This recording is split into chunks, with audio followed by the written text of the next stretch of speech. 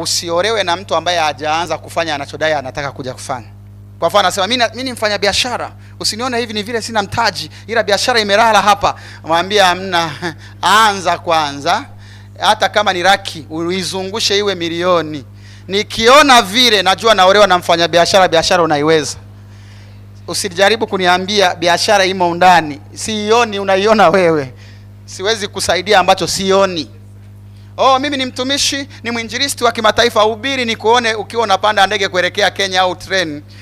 Umehubiri sehemu kadhaa mialiko, nimeona picha, najua kabisa naolewa na mwinjilisti.